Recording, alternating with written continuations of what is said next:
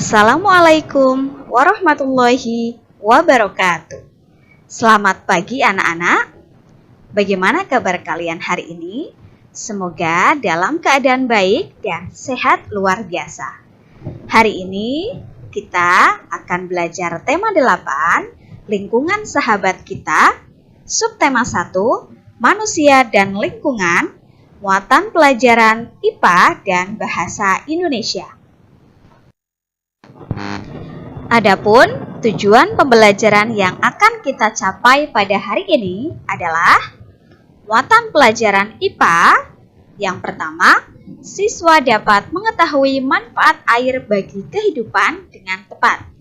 Yang kedua, siswa dapat menjelaskan proses siklus air dengan benar. Untuk muatan pelajaran bahasa Indonesia, siswa dapat menggunakan kalimat efektif dengan benar. Nah, anak-anak, mari kita cermati materi yang akan disampaikan oleh Bu Guru pada slide berikut. Muatan pelajaran yang pertama adalah ilmu pengetahuan alam tentang manfaat air bagi kehidupan dan siklus air. Salah satu unsur penting dalam lingkungan adalah air. Air sangat diperlukan bagi kehidupan di bumi. Berikut merupakan salah satu kegiatan pemanfaatan air dalam kehidupan yang dilakukan warga Kelurahan Wabaroba, Kecamatan Betaambari, Kota Bau-Bau, Sulawesi Tenggara. Lalu, apa saja sih manfaat air dalam kehidupan? Berikut adalah penjelasannya. Yang pertama, air hujan yang meresap ke dalam tanah akan disimpan sebagai cadangan air bagi makhluk hidup. Yang kedua, air yang mengalir dan memenuhi sungai-sungai dan danau berguna untuk aktivitas makhluk hidup, di antaranya manusia, hewan, dan tumbuhan. Yang ketiga, tidak hanya berguna untuk manusia dan hewan saja, air di dalam tanah akan diserap oleh tumbuhan untuk proses fotosintesis loh anak-anak. Dan yang keempat, air juga menjaga kelembaban, suhu, dan iklim di bumi. Selain itu, air juga bermanfaat untuk sarana transportasi air, pengairan sawah, media tambak ikan dan udang, serta masih banyak manfaat yang lainnya. Ternyata, air memiliki segudang manfaat bagi kehidupan dan kelangsungan makhluk hidup. Pernahkah anak-anak berpikir mengapa meskipun air digunakan secara terus-menerus tetapi selalu tersedia di bumi? Ternyata, air selalu tersedia di bumi karena air mengalami suatu siklus. Nah, apa itu siklus?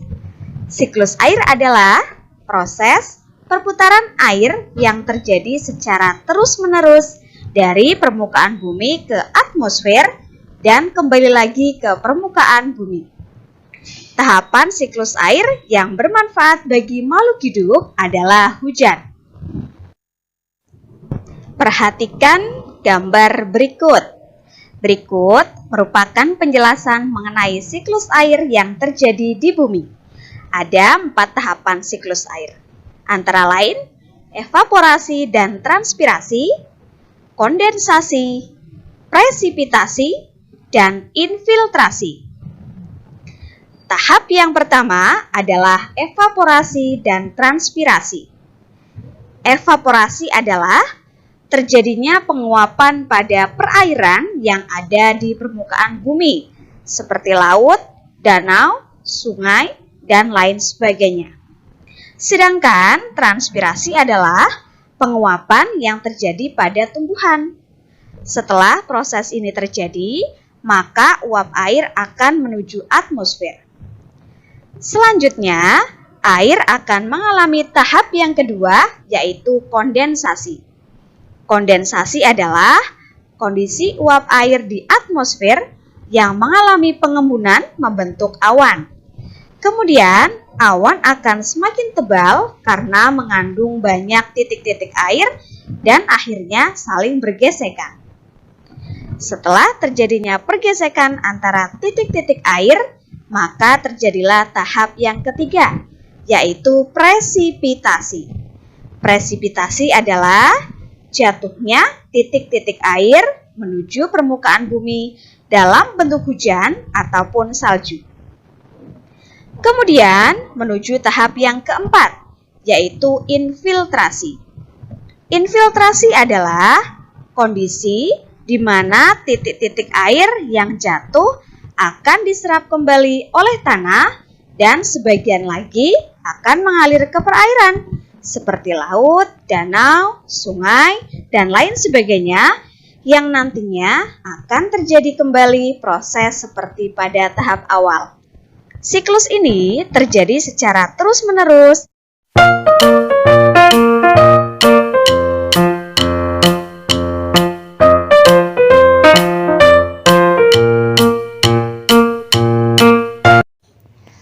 Assalamualaikum. Kali ini mata pelajaran Bahasa Indonesia akan membahas tentang surat undangan. Tentu kalian sering melihat bukan tentang surat undangan? Surat undangan dibagi menjadi 3, yaitu surat undangan resmi, surat undangan setengah resmi, dan surat undangan tidak resmi. Surat undangan resmi adalah undangan yang mengatasnamakan sebuah instansi atau organisasi dan kedinasan. Biasanya dipergunakan untuk kepentingan kedinasan. Surat undangan setengah resmi adalah undangan yang mengatasnamakan perorangan yang ditujukan ke perorangan maupun instansi atau organisasi. Surat undangan tidak resmi adalah undangan yang mengatasnamakan perorangan yang ditujukan kepada perorangan untuk kepentingan perorangan seperti undangan ulang tahun, undangan perayaan kelahiran, undangan pernikahan, dan lain sebagainya. Contoh surat. Contoh surat resmi. Contoh surat setengah resmi. Contoh surat tidak resmi. Perhatikan perbedaan ketiga jenis surat ini. Bagian-bagian surat. Perhatikan surat resmi ini terdapat bagian surat. Yang pertama yaitu kepala surat. Yang kedua, nama dan alamat tujuan. 3. Pembuka surat. 4. Isi surat. 5. Penutup surat. 6. Tempat dan tanggal surat. 7. Pembuat surat.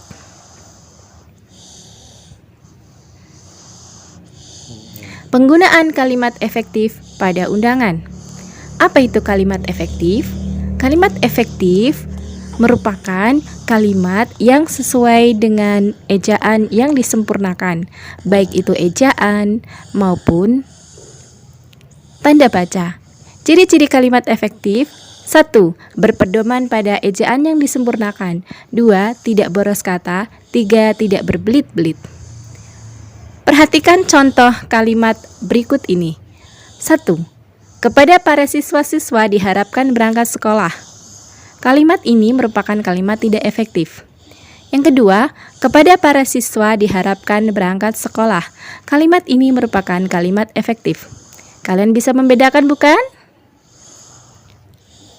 Silahkan kalian kerjakan penilaian pengetahuan berikut ini. Carilah persamaan dan perbedaan antara undangan resmi, setengah resmi, dan tidak resmi.